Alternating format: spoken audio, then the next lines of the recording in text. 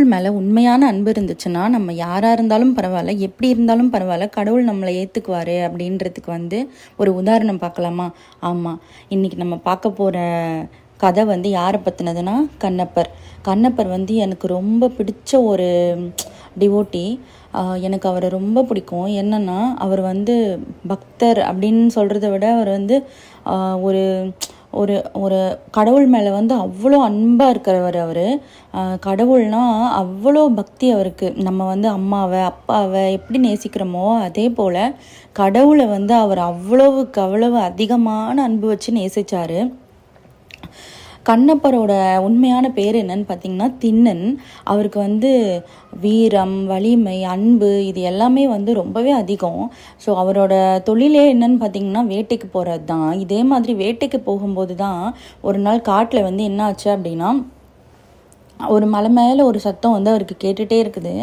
அந்த சத்தம் அவரை கூப்பிடுற மாதிரியே இருக்குது, தூண்டி அழைக்குது அவரை, இங்கே வா இங்கே வான்னு சொல்கிற மாதிரியே இருக்குது. ஸோ போய் பார்த்தா அங்கே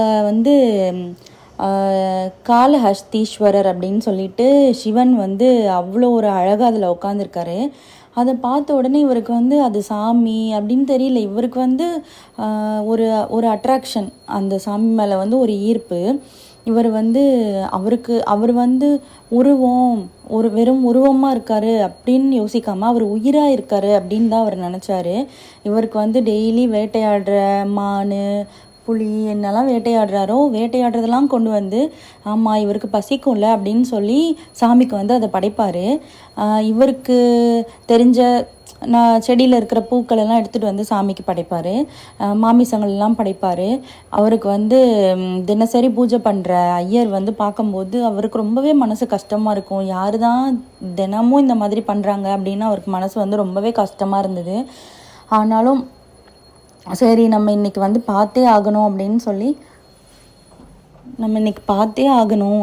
சொல்லிட்டு மரத்துக்கு பின்னாடி ஒரு நாள் ஒளிஞ்சிருந்து பார்க்குறாரு. அப்போ தான் கண்ணப்பர் சாமிக்கு இந்த மாதிரி மாமிசத்தையும் அவருக்கு தெரிஞ்ச பூக்களையும் எடுத்துகிட்டு கொடுத்துட்டு சாப்பிட சொல்லிகிட்ருக்காரு. நீயும் சாப்பிடு அப்படின்னு சொல்லி அவர் நார்மலாக எப்படி ஒரு ஃப்ரெண்டுக்கிட்ட பேசுவாங்களோ அதே மாதிரி பேசிகிட்டு இருக்காரு.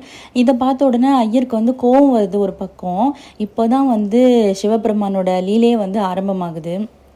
இது எதுக்காக அந்த ஐயர் பார்க்கணுன்னா, நம்ம கண்ணப்பரோட பெருமை அப்போ தானே உலகத்துக்கு தெரியும் அப்படிங்கிறதுனால தான் அந்த ஐயரை பார்க்க வச்சுருக்காரு. அந்த ஐயரும் வருத்தப்பட்டு யார் தான் உனக்கு இப்படி மாமிசத்தை படைக்கிறாங்கன்னு தெரியலையேன்னு வருத்தப்பட்டு யோசிச்சுட்டு இருந்தார். அதனால் அவரோட கனவுல சிவபெருமான் சொன்னார். நான் நைட்டே அவரோட கனவுல சிவபெருமான் சொல்லிட்டாரு, நான் நாளைக்கு உனக்கு இது என்ன விஷயன்றதை தெரியப்படுத்துவேன் அப்படின்னு சொல்லிட்டு.